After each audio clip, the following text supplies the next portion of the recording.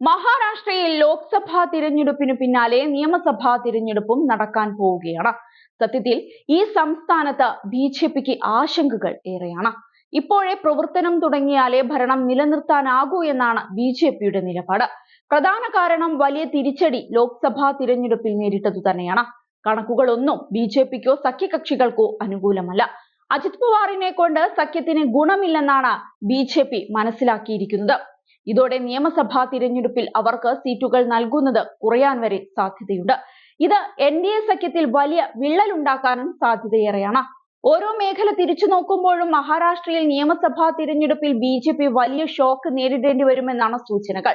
പശ്ചിമ മഹാരാഷ്ട്ര, വിദർഭ, മറത്വാഡ എന്നീ 3 മേഖലകളിൽ ഇന്ത്യ സഖ്യം മുന്നിലെത്തി.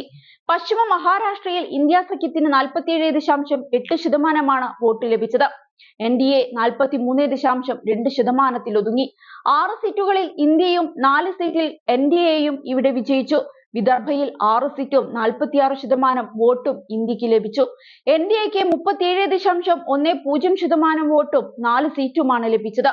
മറാത്തുവാഡ പക്ഷേ ഇന്ത്യ തൂത്തുവാരി. ഇവിടെ 9-ൽ 8ഉം ഇന്ത്യ സഖ്യത്തിനാണ്.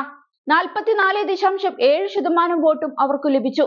താനെ, കൊങ്കൺ, മുംബൈ നോർത്ത്, മഹാരാഷ്ട്ര എന്നിവിടങ്ങളിൽ മാത്രമാണ് വോട്ട് ശതമാനത്തിൽ എൻ.ഡി.എ മുന്നിൽ നിന്നത്. ഇതിൽ തന്നെ ഉത്തര മഹാരാഷ്ട്രയിലും മുംബൈയിലും ഇന്ത്യ സഖ്യത്തിനാണ് കൂടുതൽ സീറ്റുകൾ ലഭിച്ചത്. ഇവിടെ ഇന്ത്യ സഖ്യവും ബി.ജെ.പിയും തമ്മിലുള്ള വോട്ട് ശതമാനത്തിൽ വലിയ വ്യത്യാസമില്ല. 43.71% വോട്ട് ഇന്ത്യ നേടിയപ്പോൾ എൻ.ഡി.എ 43.55% വോട്ടും നേടി. പക്ഷേ 29 സീറ്റ് ഇന്ത്യ സഖ്യത്തിന് ലഭിച്ചു. എൻ.ഡി.എ 18ലും ഒതുങ്ങി. കോൺഗ്രസും എൻ.സി.പി പവാർ പക്ഷവും ശിവസേന ഉദ്ധവ് പക്ഷവും ഒരുപോലെയാണ് കരുത്തു കാണിച്ചിരിക്കുന്നത്. നിലവിൽ ഭരണവിരുദ്ധ വികാരം മഹാരാഷ്ട്രയിലുമുണ്ട്. തോൽവിയുടെ സൂചനകളാണ് ഇവിടെ നിന്നും ലഭിക്കുന്നത്. പക്ഷേ കഴിഞ്ഞ തവണത്തെ പോലെ അപ്രതീക്ഷിതമായി ഭരണം പിടിക്കാമെന്ന പ്രതീക്ഷയിലാണ് എൻ.ഡി.എ. ഒക്ടോബറിലായിരിക്കും മഹാരാഷ്ട്രയിലെ തിരഞ്ഞെടുപ്പ് നടക്കുക. ഹരിയാന നിയമസഭാ തിരഞ്ഞെടുപ്പും അതിനൊപ്പം തന്നെ നടന്നേക്കും. ബി.ജെ.പി മഹാരാഷ്ട്രയിൽ മുതിർന്ന നേതാക്കളെ തിരഞ്ഞെടുപ്പ് ചുമതല ഏൽപ്പിച്ചിട്ടുണ്ട്. ഇത് ഭരണം നിലനിർത്തുക എന്ന ലക്ഷ്യത്തോടെയാണ്. മഹാരാഷ്ട്രയിൽ കേന്ദ്രമന്ത്രി ഭൂപേന്ദ്ര യാദവിനെയാണ് തിരഞ്ഞെടുപ്പ് ചുമതല ഏൽപ്പിച്ചിരിക്കുന്നത്. ഒപ്പം റെയിൽവേ മന്ത്രി അശ്വിനി വൈഷ്ണവിനും ചുമതലയുണ്ട്. 2019-ൽ ബി.ജെ.പിക്ക് മഹാരാഷ്ട്ര തിരഞ്ഞെടുപ്പിൽ വിജയം നേടിക്കൊടുക്കുന്നതിൽ ഇവർ രണ്ടുപേരും നിർണായക പങ്കാണ് വഹിച്ചത്. തോൽക്കേണ്ട തിരഞ്ഞെടുപ്പാണ് ഇവർ അനുകൂലമാക്കിയത്. ഏക്നാഥ് ഷിൻഡെയുടെ ശിവസേനയ്ക്കും അജിത് പവാറിന്റെ എൻ.സി.പിക്കുമാണ് ഇവ ഏറ്റവും നിർണായകമായത്.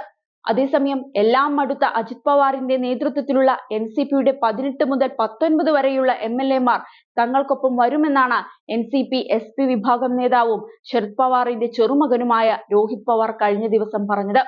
നിയമസഭയുടെ വരാനിരിക്കുന്ന വർഷകാല സമ്മേളനത്തിന് ശേഷം ഈ എം.എൽ.എമാർ പാർട്ടിയിൽ തിരിച്ചെത്തുമെന്നാണ് രോഹിത് പവാറിന്റെ അവകാശവാദം. മൺസൂൺ സമ്മേളനത്തിന് ശേഷം അവർ തങ്ങളുടെ ഭാഗത്തേക്ക് കടക്കുമെന്നും രോഹിത് പവാർ അവകാശപ്പെട്ടിരുന്നു. ആരെ തിരിച്ചെടുക്കണമെന്ന് ശരത് പവാറും മറ്റ് എൻ.സി.പി എസ്.പി നേതാക്കളും ചേർന്ന് തീരുമാനിക്കുമെന്നും രോഹിത് പറയുകയുണ്ടായി. ഇക്കഴിഞ്ഞ ലോക്സഭാ തിരഞ്ഞെടുപ്പിൽ മഹാരാഷ്ട്രയിൽ എൻ.സി.പി എസ്.പി 8 സീറ്റുകൾ നേടിയപ്പോൾ എൻ.സി.പിക്ക് 1 സീറ്റ് മാത്രമാണ് ലഭിച്ചത്. ഇത് അജിത്തിനും കൂട്ടർക്കും വലിയ തിരിച്ചടിയായിരുന്നു. അതുകൊണ്ട് തന്നെ ലോക്സഭാ തിരഞ്ഞെടുപ്പിലെ മോശം പ്രകടനത്തിന് ശേഷം അജിത്തിനൊപ്പമുള്ള നേതാക്കൾ ശരത് പവാർ വിഭാഗത്തിലേക്ക് തിരിച്ചെത്താൻ ആഗ്രഹം പ്രകടിപ്പിച്ചിട്ടുമുണ്ട്.